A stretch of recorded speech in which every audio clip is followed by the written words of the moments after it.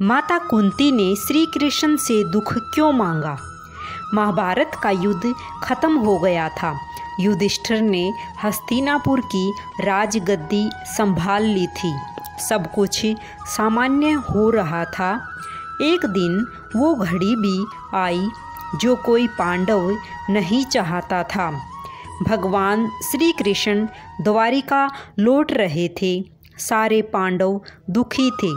श्री कृष्ण उन्हें अपना शरीर का हिस्सा ही लगते थे, जिसके अलग होने के भाव से ही वे कांप जाते थे।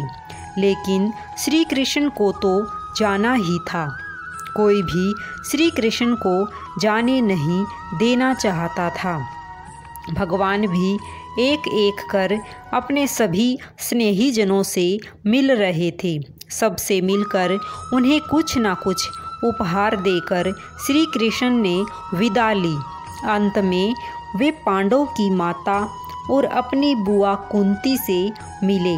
भगवान ने कुंती से कहा कि बुआ, आपने आज तक अपने लिए मुझसे कुछ नहीं मांगा। आज कुछ मांग लीजिए, मैं आपको कुछ देना चाहता हूँ। कुंती की आँखों में आंसू आ गए। उन्होंने रोते हुए कहा कि हे श्री कृष्ण, अगर कुछ देना ही चाहते हो तो मुझे दुख दे दो। मैं बहुत सारा दुख चाहती हूँ। श्री कृष्ण आश्चर्य में पड़ गए। श्री कृष्ण ने पूछा कि ऐसा क्यों बुआ, तुम्हें दुख ही क्यों चाहिए? कुंती ने जवाब दिया कि जब जीवन में दुख रहता है तो तुम्हारा स्मरण भी रहता है। हर घड़ी तुम याद आते हो। सुख में तो यदा कदा ही तुम्हारी याद आती है। तुम याद आओगे तो मैं तुम्हारी पूजा और प्रार्थना भी कर सकूंगी। इसलिए कुंती ने श्री कृष्ण से दुख मांगा, ताकि वे हर पल श्री कृष्ण को याद कर पाएं। क्योंकि हमारे जीवन में जब भी दुख आता है तब ही हम ईश्वर को याद करते हैं, अन्यथा अपने कामों में उलझे रहते हैं।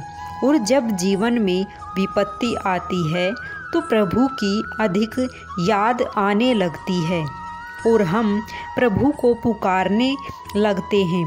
और कहा भी गया है, दुख में सुमिरन सब करे, सुख में करे न कोई। अर्थात जब जीवन में दुख आता है तो हम प्रभु को पुकारने लगते हैं, और सुख आता है तो हम प्रभु को भूल जाते हैं। यही हमारे जीवन की सबसे बड़ी गलती है। हमें अपने प्रभु को हर पल, हर दुख सुख में हमेशा याद रखना चाहिए। हमें कभी भी प्रभु को भूलना नहीं चाहिए। जब भी जीवन में कोई विपत्ति आती है तो हमें प्रभु की ज़्यादा याद आती है। इसलिए ही कुंती ने श्री कृष्ण भगवान से दुख मांगा था कि हे प्रभु, आप मुझे हर पल याद आते रहो। अगर सुख मिल गया तो आपको भूल जाएंगे।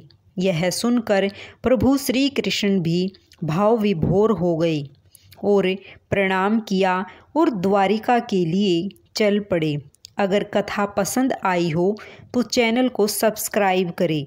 सभी को राधे राधे। जय श्री कृष्णा।